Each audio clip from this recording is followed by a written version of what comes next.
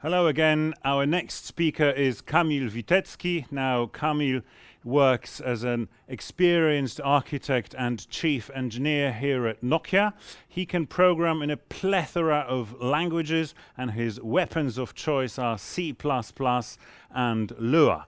Kamil has a lot of personal interests. He's interested in literature, abstract humor, playing electric guitar, and, well, public speaking. He's a veteran speaker here at Codive. Now, during the pandemic, Kamil has lost 20 kilos, so if you don't recognize him on stream, well, that's fine, but doesn't he look amazing? Kamil, over to you. Thank you, Rafał, for this warm introduction. I'm Kamil Witecki, and during my career, I was building different solutions. I have started from building websites with front-end, back-end, and some database. I was integrating e-commerce systems with third-party services, with other vendors.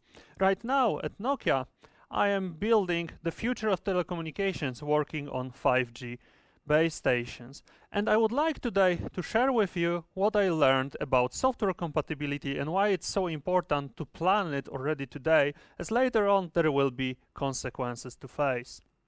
Before we jump into the topic, let's see how Merriam-Webster defines that very word, the compatibility or compatible. Before we will go there, though, the disclaimer: this presentation is for educational purposes only. It expresses my opinions and it's in no way affiliated, authorized, or endorsed by Nokia or any other institution or person it refers to. So, speaking of Merriam-Webster, the compatible is defined as either adjective or a noun, and it have different meanings, not all of them related to software at all. Some of them will be related to different areas of life. So from each of these definitions, we will learn something useful. We'll learn something that we can actually apply. First of all, compatible are, for example, theories or people that can coexist together in harmony. That means they will not try to fight with one another, or they will not be contradicting. Then compatible can be understood as something that is able to cross-fertilize. So out of this compatibility, we'll be getting some fruits we can reap. Then from chemistry, we can understand compatibility as some compounds that we can mix together, and they will form homogeneous mixture. They won't separate, and they won't be altered by the chemical reaction. So, for example, if we have water and oil, we try to mix them, they do not mix well. They are not compatible. When we take water and salt, on the other hand, we mix them in proper proportions, we get a mixture that is homogeneous, but still inside we have water and salt. They are not altered. This is a good example of compatible compounds from chemical world. Then, from medicine, we can talk about compatibility, for example, in terms of transfusion, grafting, or transplantation. Compatible kidneys, for example, won't be rejected by the body of person who takes it. This is another thing about compatibility, that things need to work together and they cannot reject one another. And last but not least, finally, we get something related to software. These are basically things that are designed to work together. We can have printer, we can have a PC, and when we connect them without any adapters, without anything in between, they will work together, creating something like a printing station. And when it comes to a noun, a compatible is basically a device that was built with these principles in mind. A device that is a compatible for some kind of a system. Like this printer I mentioned, the printer itself is a compatible for that printing system in general. So now we know how the word is defined. What I would like you to remember after that session, if you forget everything, it's fine. I want you to remember these few anchors. First of all, compatibility is about things working together, bearing some fruits to reap, and keeping one another valuable. Then you might hear that if you use that or that library, you get compatibility for free. Do not listen to such voices. It's the same as somebody telling you, just hop in, that Ferrari is awaiting you. This doesn't happen. If you believe that a library, a tool will give you compatibility for free, Well, you can also try to pet your unicorn, but I do not have a unicorn in my garden, and I know that having compatibility will take work, and it will take some rules and imagination. And these rules and imagination are the third thing I want you to remember about. Compatibility takes following rules and also thinking about the future. Right now, what can change tomorrow? So what is compatibility when it comes to software? Let's go a little bit deeper. Let's go in these details. We will call compatible two pieces, two components, two applications, two embedded devices, whatever it is you are working on, only when they are having some kind of contract between them and they are working together. They coexist in harmony. They fulfill one another. If one of these pieces takes a little bit too much responsibility and tries to invade the territory of another, we won't have compatibility.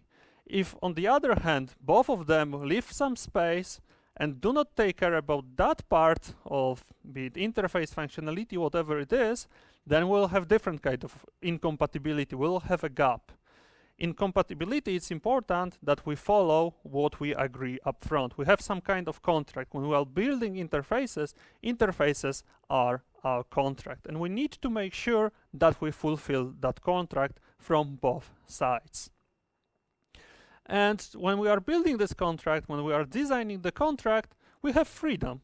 It is not said that there is only one solution to building such contracts. We can build it in one way. We can change the responsibility split. We can move more wave to one of the components. It's fine. We can reverse dependencies between them. If we have good reason for that, it's also fine. Compatibility will not limit us here, but we need to remember that if we want compatibility, we better write down that contract between these two parts. We write down how we understood that responsibility split between them and what we wanted to achieve. When we are working alone on a project and building these two pieces and making them compatible, it's tempting to just do it, because today I'm working on this part, I'm working on that part, and I know what they should do. I know what the interface shall be. And this is the very first moment this planning plays a role. We need to remember that maybe today it's fine, but tomorrow a colleague of mine will take over some part of it. Or after a year, somebody will have to replace one of these parts. So this is a moment when we write that contract down. And here, I heard a story during my studies from one of my professors. They were working on a university on a management system for the whole university. There were science people on one side, and there were business people, the industry representatives on the other side. They were cooperating to build it. It was huge. It was supposed to manage lectures, classrooms, grades, everything. And of course, we had the best from both worlds. We had scientists who do computer science just for academic purposes. They know the very best about it. They know how it should be. They are defining the standards. They are defining tools to design this kind of contracts. On the other hand, we had people who do it for bread, and this was one of the top companies on the market. And they also know what they are doing, and they know how to do it right, because if they don't do it right, well, there is always some delayed payment, and they really take care about it from one side and another side. And there was one tiny piece called the demo. They wanted to demo that software at some point, and obviously, whenever we have demo, something goes wrong. And in this example, it also went wrong, and nobody knew why, because both of them followed the contract, at least in theory. There was one small word there. The word was permutation. And permutation has some ambiguity to it. You can understand permutation as a function that shall permute some set, some vector of values, or you can understand permutation as a result of applying such functions. So either we have a function to apply that will permute something, or we have a result that is ready-made permutation. One side and the other side understood it differently. And locating that small error took weeks. Therefore, when writing this kind of contract, make sure you remove this kind of ambiguities. Just defining messages will get you started, but somehow make sure that there are no ambiguities. Use natural language if needed to say what you understood, what you meant by it. or ask colleague to write an example how he would use it. Make sure you address these ambiguities, or there might be issues like that in future. Interfaces, though, is one thing about compatibility, and it doesn't end here. Compatibility is also about functionality. Remember, from agriculture, we needed this to produce some fruits. To bear something we can reap, there must be some value. And this functionality is that value. If we have a printer, we have a computer, and in the end, we can click that print button, the printer does something, but what I get as a printout is not what I see on the screen, then it doesn't really bear the fruits. It might be perfectly compatible on an interface level, but if the printout doesn't match my expectation, the functionality wasn't provided. So when working on this kind of contract, work also on writing down your functionality. There are different tools for that. You can use UML diagrams. You can write user stories in natural language. Just choose some tool and make sure you know what this functionality to provide is, because this is also defining your compatibility. And in future, when you will be replacing one part of that system for any reason, you need to keep that functionality intact. And to keep it intact, you need to understand what it was in the first place. And last but not least, compatibility is about resources. We will have some limited resources. We might be able to scale them or not. If we are working in cloud, we can buy additional VRAM or additional CPUs. If we are working on an embedded device, well, we cannot change it. The hardware was built, the hardware was sold. That's the environment we are running in. These are our constraints. We cannot change them anymore. Know your environment and be sure your applications, the parts of the system, are taking care about CPU, memory, network bandwidth, flash space, you call it. There will be different resources that are constrained, that are limited, and we need to take care about them. Having great applications running in a PC, fulfilling all the interfaces, bearing the fruits that we talked about, having the necessary functionality is not enough if they need to run in an embedded device with limited resources, and in the end it turns out that they use, for example, too much CPU. There are two applications and both of them wanted to use more than half. In the end, the system will not work. When it was running in different environment in the PC, it was fine. When it's running in target environment, it's not. They are not coexisting together in harmony. They were when there was abundance of resources, but when they are exposed to their target environment, they unfortunately fight with one another to get some. Therefore, be sure that you take care about resources when talking about compatibility. Somehow we will see soon what to do about it. Right now, remember these three things. The compatibility is about interfaces, functionality, and resources where these pieces will be running in. And so far, we didn't yet touch time. And time is what makes this compatibility play a lot more interesting, because when we are working here and now on these two parts, it's a little bit easy. But if we need to replace some part, we are entering the area of backward and forward compatibility. And backward and forward compatibility is where the fun begins. We will have some components, and for some reason, these components will get replaced over time. They might get obsolete. There might be inherent security issues in them. There will be a reason why we need to replace one of them. We have one that stays and one that gets replaced. Here on a screen, you can see teal and gray component. The gray one needs to be replaced. What we are left is one device that stays there. We cannot change it. It will be the customer or the users want it to stay there. They are used to it, they like the functionality, they like how it operates, and they want to keep it as it is. They don't want to invest in it. The other one, unfortunately, needs to go. And now we need to provide some replacement for it. First, we'll try to build something that is backward compatible. So we have that old device, we put it aside, somewhere there, it's in the past, and we are building something new and shiny here. But that new and shiny thing is constrained by what this old part could have done, by what this old part could have achieved. this new part needs to handle all signals that were intended for the old part and respond to them in the same way as the old part would respond. So it must mimic in some way the functionality, the responses of the old one. We can say that they are indistinguishable from the perspective of the part that stays. So we use that old device as some kind of stencil.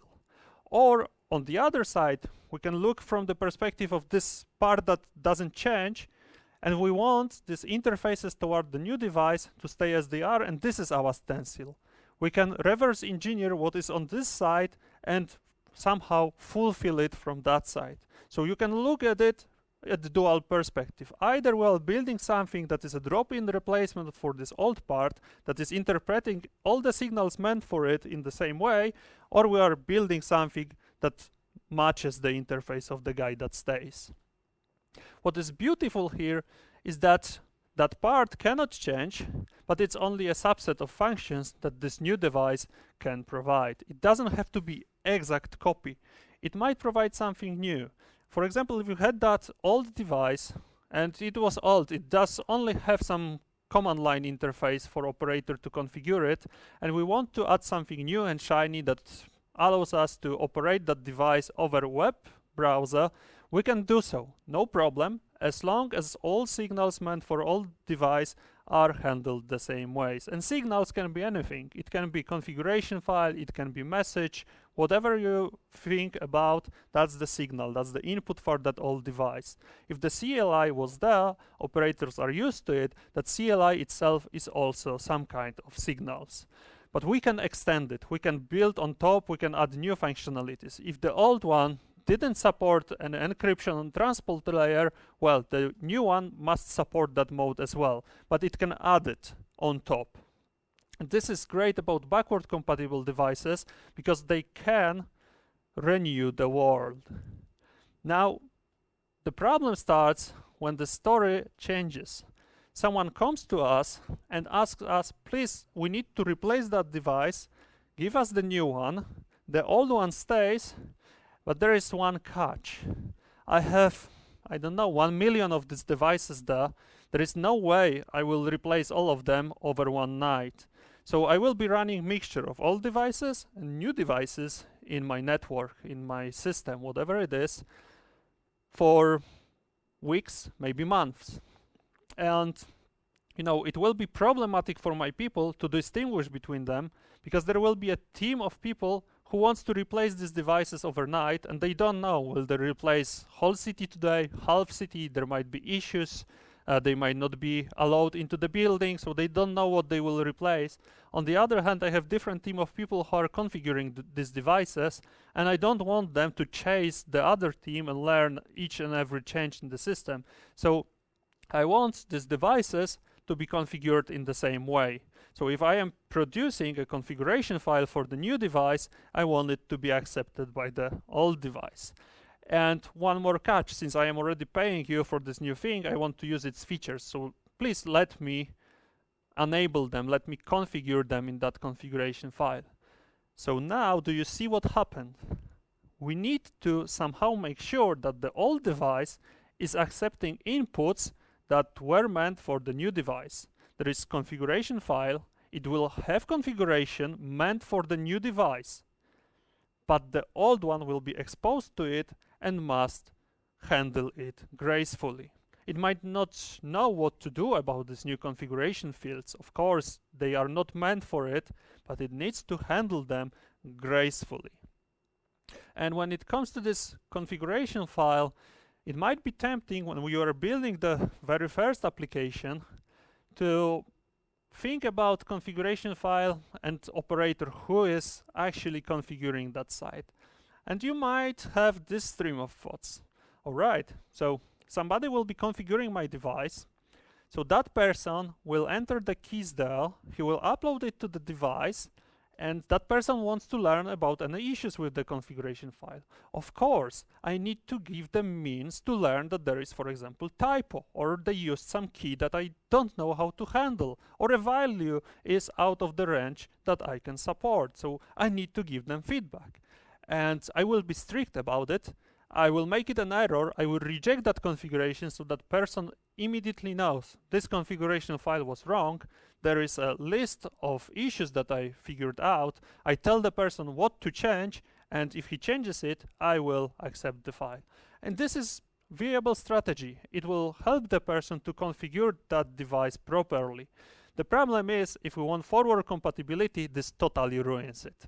No matter what we do about this new device, we cannot add any new keys because old device will always reject configuration file. But you can have different stream of thoughts. You can think, well, I have this configuration file. I need to let the person know if there are errors or fields that I somehow cannot accept. But wait, if the necessary configuration is there, I can still accept it if that minimum set is fulfilled, but still I will issue a warning. I will tell person that, okay, I am accepting that file because it's fine, I can work with it, but there is tiny issue that this and this field, I have no idea what to do about it. I'm doing nothing about it, but feel free to fix it, but I will work with I got from you. And this tiny difference in what you thought back then changes how you feel about building new device today. Either you have or you don't have forward compatibility. This is this plan part. Think about it and make sure that you identify potential changes in the future and enable them. You do not have to anticipate what will change. You do not need to figure out that there will be TLS. The standards might not be yet there, even in the brains of people who will invent them in future. Just let people extend the configuration file, and they will know how to handle this future standards when the times come. Another example when it comes to compatibility, very prominent one, is software management. When you are working on embedded devices like routers, switches, etc., there is some software running there. And you might have, for example, two partitions, one having active software and one having passive software to have some kind of failover mechanism. That software is broken. Okay, I will fail over, I will switch back to the old one that was working fine. And now, this doesn't happen often, but it might happen that we need to, for example, change the file system. It might have been discovered that for some reason the file system that was used with that particular flash unfortunately wears it out too early. And we are basically endangering our hardware. We need to replace it. This isn't something that we do every time, and we might not have embedded that functionality in the old software. And now if we have forward compatibility or we don't, we'll change the game. If we don't have forward compatibility, what we can do is that, well, we can, for example, load some kind of intermediate software, and that intermediate software will do formatting, changing the file system, and only then upload new versions. So we are switching to software versions at once.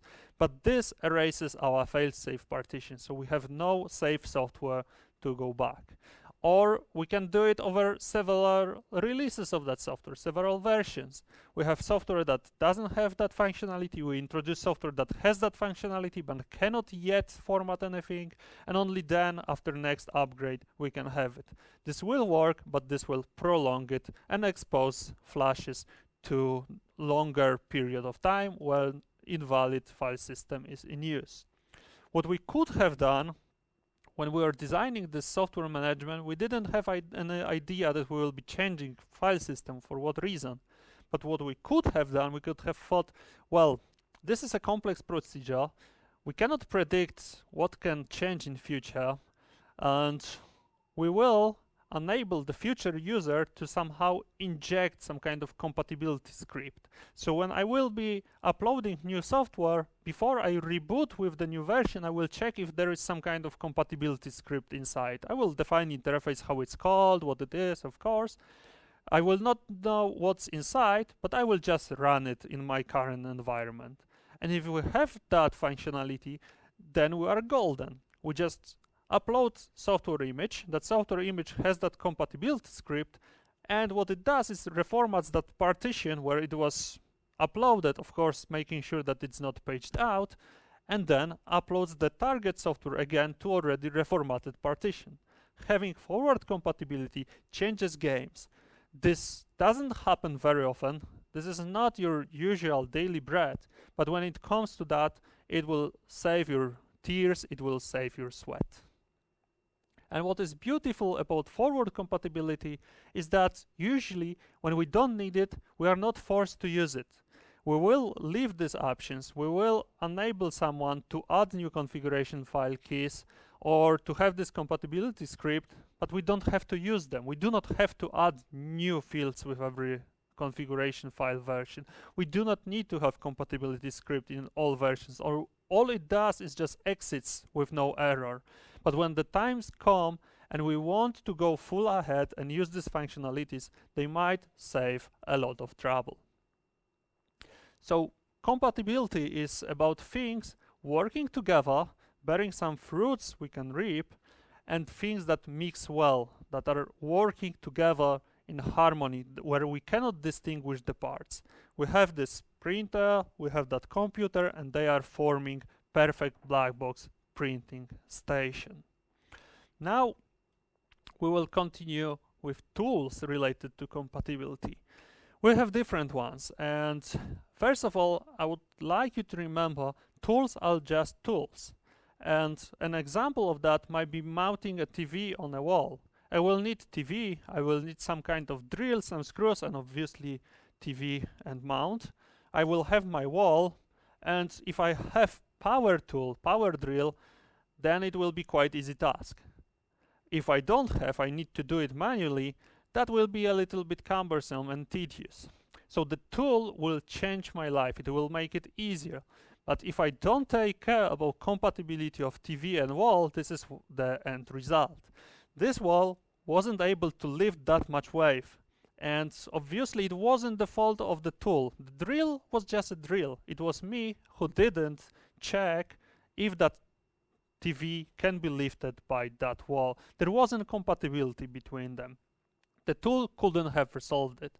And the same is about libraries meant for interfaces, libraries meant to define your functionality. They will not resolve all compatibility issues, but they will make your life easier. So use them. Select the one that fits you. Just don't trust that it takes away all work from you. You still need to account for compatibility, but it will be easier for you. What these tools will offer, first of all, verbosity.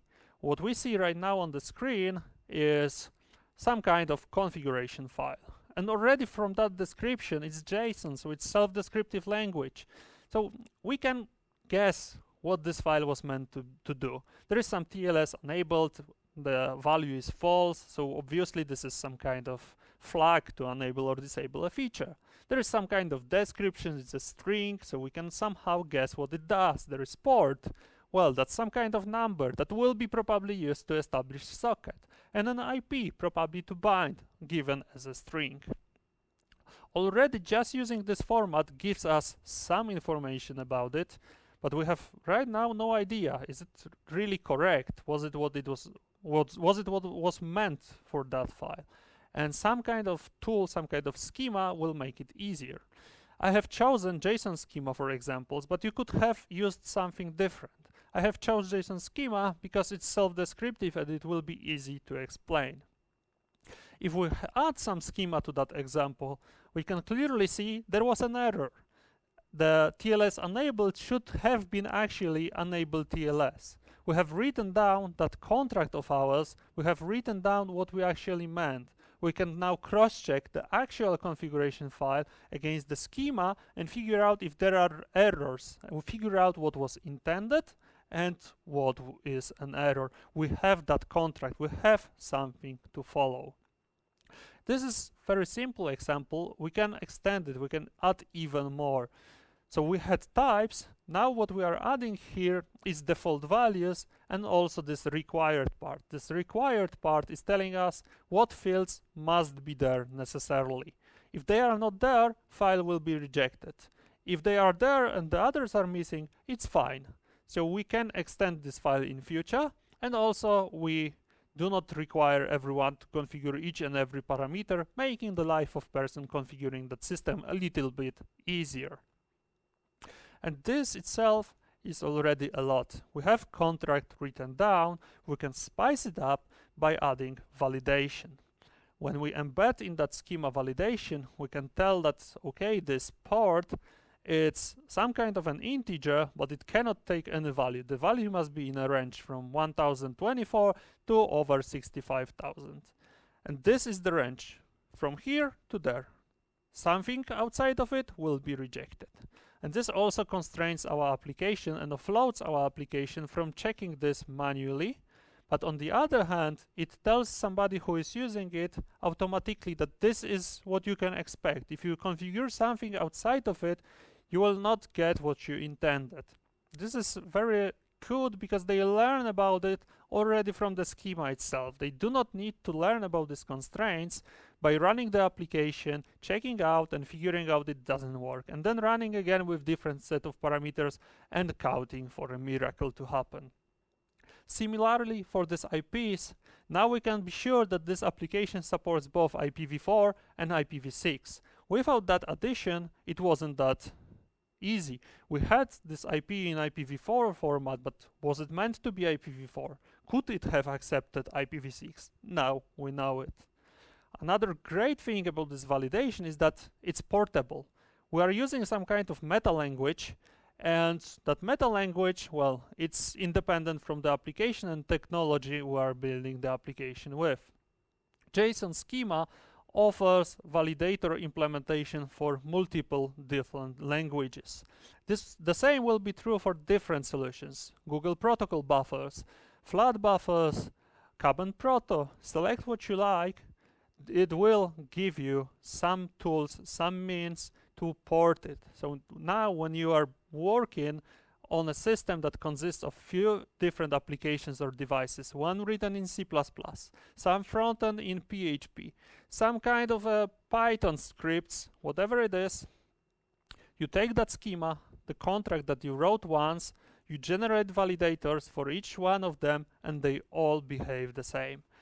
You are free from the burden of handcrafting that code, and you are sure that there are no additional errors. It makes your life easier? I guess it does. But then these tools won't cover everything. The tools have no idea what are your constraints. They will not know if you can add these CPUs or you cannot, or if you should accept all the fields or the keys in the configuration file, or you should reject them. It's up to you to configure it and to keep in mind what constraints you have and what constraints you want to impose. And when you build these interfaces and you know already what the contract is, and you need to build another compatible device, the tool itself, it will not use forward compatibility. You are the one who needs to write this compatibility script. You are the one who needs to extend that schema in a way that next version will be compatible with it. The same about backward compatibility. You can make an error. You can remove fields from JSON schema. If you do so, obviously the new device won't be compatible with the old one. Remember, backward compatibility is about new device interpreting and accepting and properly responding to all the signals, all the messages, configuration data that was meant for the old device. If you remove something that was intended to be there, like this IP port or IPv6, then the old device would accept that IPv6 format and the new one won't. That's not backward compatible. And the JSON schema wouldn't save you from that, or any other tool for that matter. It's you who need to make sure that you are following the rules. And this kind of tools won't cover errors. We can have perfect schema, we can have perfect description. We have this required fields IP and port, and description is not required. But if we write code like this in an application, then by no means it will work. If we check on purpose if description was set and we throw an error then, and that error is nowhere caught, then we are in trouble. And it's not due to tool, it's due to our application layer. The tool itself is not aware of what we write in application layer. It will not know what kind of solutions we have there. It will not know what is the stack of network protocols. We need to make these decisions and we need to follow rules. We cannot override what is in contract. We have the contract and we need to obey it. That's it. And last but not least is functionality and performance. Since the tool itself doesn't know anything about application, it cannot know anything about functionality that application needs to provide or performance. For the tool, it's tabula rasa. It's empty sheet of paper. We cannot predict what it is. The author of the tool could have put a lot of effort to make that kind of a library lightweight, for example, so that it fits embedded devices. But in the end, this is your budget, and you know if that tool is okay for that budget or not, and your application will probably take a lot more of the overall budget of the device where it's supposed to be running than the library itself. And the library will not help you. You will be the one taking care about functionality and performance here. So knowing that all, and knowing that the tool will not free you of all things that you need to take care about, well, we need to learn some rules and use our imagination. What will be these rules? Well, there are 5 principles that always come in handy. And if you guessed I'm going to tell you about solid, you are right, I'm going to tell you about solid. Every time you meet a computer problem, you sooner or later learn about solid principles. And they have very good use in compatibility as well. So first of all, we have single responsibility principle. Single responsibility principle tells us that there is one and only one reason for this thing to change. I shouldn't be changing it for different reasons. It should do one thing, do it right. If I need to change in that system, there is only one reason why I need to change that very part. If we follow single responsibility principle, compatibility becomes simple, because even when we need to replace that thing, it's small. It has that one responsibility, it has that one reason for change, and I am changing only that one small part. And if I didn't follow it, if I build 2 huge GATT objects with multiple responsibilities, now if that one device needs to go, it's obsolete, I need to recreate all that value, all that terminate all that interfaces, recreate all the functionality, and build new budgets for each and every part that was inside. I need to take care about multiple responsibilities. Following that rule will make your life easier, because you will be able to replace small parts. And even if you have 2 physical devices, the way you create, the way you design the software that runs on the devices will allow you to reuse some parts from the old device.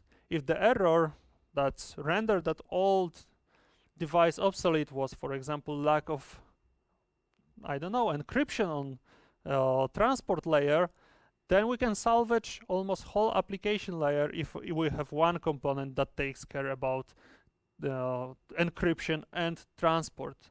Or if the issue was just the hardware, I can reuse the components that can be ported. Following single responsibility principle, first of all, limits the amount of work we need to redo when it comes to building a compatible device, and it allows us to reuse the work that we did in the past. Then we have open-closed principle. Open for extensions, closed for modifications. And if you see here analogy to forward compatibility, that's exactly it. Open for extensions, closed for the modifications. This old device that we're talking about, it's totally closed for any modifications. It's there, it's deployed, it cannot be changed. It was built 100 years ago, it runs on coal and steam. Nobody knows how to even operate it. People who built it retired already a long time ago. Nobody can help you modify that device. But it's open for extension. It can accept this new configuration fields. It can accept this configuration script or compatibility script, whatever it is. It was built with that principle in mind, and now it can ease your life today when you are bringing new version by providing you forward compatibility. Open-closed principle today gives you what is needed to have forward compatibility tomorrow. Next, we have list of substitution principle, and that principle tells us that when we are creating a class that is derived of some base, then that derived class must obey the full contract of the base class. It must accept the same arguments, it must produce the same values, it cannot shrink ranges. For every property that old class had, the base class had, the derived class must also have that property. This is basically the definition of backward compatibility put in different words. The old device, the new device, and the new device, being the derived one, must have all properties of the old device. Liskov substitution principle will tell you how to achieve the backward compatibility. Then we have interface segregation. Interface segregation tells us that if we have multiple functionalities, we should have separate interfaces for different functionalities, for different responsibilities. And now it plays very nice with the single responsibility principle. We first of all create small things that have only one reason for change. Then we segregate our interfaces into different functionalities so that minimal piece needs to terminate minimal set of these interfaces. When we are rebuilding it from scratch for some reason, or when we are updating it, we are, by following these two rules, minimizing the amount of work to do, minimizing the impact, minimizing the risks. We don't need to go through each and every message inside of the system. We have segregated interfaces, we have single responsibilities, we know what this part does, and now it is pleasure to work with it. We don't need to reverse engineer what the old one did because its interfaces are defined formally, the interfaces are segregated, the functionality is well defined, and there is single responsibility, the amount of work is limited, and the context of work is well set. And last but not least is dependency inversion. So we have these two devices today, and let's imagine that this device will be configuring the whole network. There will be some kind of an element manager, some kind of web browser UI for it, and it will be passing configuration to this device. So natural flow of information is web element manager, this device, and then that device. In theory, we could have done interfaces so that they follow the same way. Web element manager defines interface here, this one defines interface for this one. Dependency inversion allows us to change that direction, and here we can think about it, what part is more likely to happen, to change in future, what is more likely to have a reason to change. I have two devices and they might have different functionalities, they will have different functionalities, and some of them will be exposed to change for some reason. It might happen that the one that is terminating user interface is for some reason more likely to change. And then, when we already know that this is the one that is supposed to change more often, we build our interfaces so that the stable one dictates how they should behave. This one is the one who defines, who exposes the interfaces. And then, no matter what happens on that side, we can have plethora of different solutions here, delivered by different vendors. This guy is telling what the interface should be. There won't be any discussion how to interpret these messages because this site is stable, it didn't change, it went nowhere, and if it worked with the first incarnation, it shall work with second one. If it doesn't, we can clearly say that this new incarnation is where default is. Imagine what happens when we don't do that. It is this side that is defining the interface. And now this guy works, this guy doesn't, but they are the one defining interface, and they will be trying to tell this guy who didn't change that he is making some mistake. This would be tedious. You can protect yourself by inversing the dependencies, by thinking who is more likely to change and then making the owner of the interface the one who is supposed to be more stable. We won't go into all details about solid principles here. I truly encourage you to learn them, to find materials about them. There will be a lot that you will learn from that journey. But it doesn't end here. We have some principles when it comes to defining our interfaces, but then the principles are one thing. There is also functionality to take care about. And when it comes to functionality, we have our system, right? It's composed of multiple pieces, but they should create this homogeneous mixture. We shouldn't be able to tell all the parts apart. And now, what I truly encourage you to do is to have the black box test suite that encompasses this whole system. Let it be this printing station. So there is a printer, there is some PC, there is some screen, but I don't want to look inside it. I want to see printing station. I click the button here, I see something here, there is a printout, but it's one homogeneous system. And I want this one homogeneous system to be covered with black box test suite. That black box test suite, all it does is make sure that it presses that button, makes sure that it takes that printout and it looks there, it compares it, and it's fine. And why am I insisting that it's a black box test suite on that high level? First of all, if we build test cases only for different pieces, we never know if they will work together well. It might happen that this one works well in isolation, this one works well in isolation, but together they don't work. What I am saying here is that you need to test on the highest level, test everything together. Test the smaller parts too, test them, have unit test cases as well. This will give you information if what you intended is what you really did. But in the end, test whole thing together as well. Do not skip it. It might be tempting if you know what it should do, it's enough, but then in the end, what you are providing to someone, what really produces these fruits that we're talking about is this whole system. Test it as a whole. Imagine if we are talking about cell phones. These cell phones are changing each and every day. Every day we have some new releases of cell phones or new announcement of cell phones, and they need to be compatible with the base station, of course. And well, we can build the cell phone on its own, but in the end, that cell phone must cooperate with that base station. Have some test cases. I'm not saying you have to have a lot of them, but have some test cases that will test that cell phone with that BTS, make sure that it works together, that it truly produces the homogeneous system. As we know it, most of people are not aware that there are some base stations. That's how well it works. The system is truly homogeneous thanks to the extensive black box testing. And then we have performance. And what we can do about performance? First of all, performance is about meeting some limits. We have some CPU, some memory, some flash, some bandwidth that we need to respect. And well, I have only that much CPU cycles I can use. I have only that much memory I can use. I can define budget.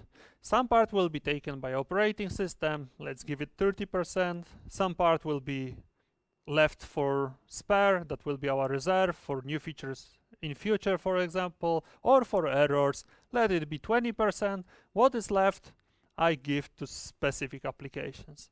The first time I do it, I have no idea what applications I will have there. So assume something. You have 2 or more applications. Let's assume we have 2. And you can think about functionalities these applications need to provide. You can think what they will be doing. Will it be memory intensive operations? Or maybe there will be a lot of computation in this one. And you can somehow figure out this will get 40% memory, this will get 60% of remaining memory. This will get 75% of CPU because it's really computation expensive. This one gets remaining 25. Make some budget. When you have that budget, well, measure. First of all, ideally you measure in the target device. If it's embedded device, you measure in the embedded device. If it's cloud, you measure in cloud. But at this stage, it's not that important yet. You can find out your platform of choice, the one you feel confident with, and start there. Make sure it's easy for you. It should be a pleasure to measure these things. If it's your PC, fine. It doesn't matter at this stage yet that this whole thing needs to run on totally different CPU. You have x86, fine. It needs to run on MIPS. There will be time for MIPS.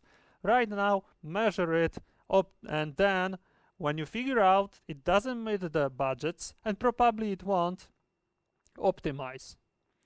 When you optimize, do not go too deep. Figure out what was the bottleneck. If you could have identified 2 or 3 bottlenecks, address them, but do not try to do too much. Optimize the thing that you see is the burning issue and then repeat. If you don't have to change budget, and if you found room for optimization, you don't need to change budgets yet, go to measurement directly.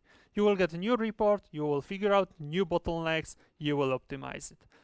Repeat, repeat. If you get it, meet the budget, now it's time to go to the target environment. Measure in target environment, optimize, repeat. If you figure out that with this budget it cannot be met, or you see that you made some wrong assumption, that heavy computation that you thought will be there is not there, but actually in the other part, well, move that budget, change it. But that should be the last resort. First of all, identify bottlenecks, then optimize few of them, do not go too deep, optimize the top ones, remeasure, repeat. If it comes to that, you have no way to go, there is no optimization option anymore, you are clueless, then you can touch the budgets. But the recipe is simple. Define budget, measure, optimize, repeat, measure, optimize, repeat, go to target, measure, optimize, repeat, and you will get your intended results. And you will have plenty of presentations related to measurements and optimization. If you are interested in the topic, I can refer you to my presentation from last year when I was talking about CPU caches, and where you will learn some tricky things about how to optimize latency of computer system. And thank you very much for attention. I would like to highlight what is the clue of that presentation. The compatibility is about few things, at least 2, working together, bearing some fruits that we can reap, producing some value, and making one black box system that is homogeneous, where the parts doesn't separate. That will come with some work. We will need planning, and there are no freebies. There is no one tool or one solution that will give us all the answers. We will take care about it. We will be the ones accountable for the end result, but we have some tools and we have some rules, and we have our creative mind to follow the rules, to predict the future, that will help us on that journey. Thank you very much again for your attention. I'm Kamil Witecki. This year the presentation is delivered to you via stream. You can't ask me face-to-face a question, but if you have something that bothers you, that bugs you, or you would like to go deeper, I encourage you to contact me on my email address that is right now on the bottom of the screen. Thank you very much again. Goodbye and have a good day, everyone. Thanks very much, Kamil. Thank you very much for your insights, great insights on compatibility. Thank you again. And well, this is Code Dive. Don't go away. Our next presentation is coming up shortly. Stay with us.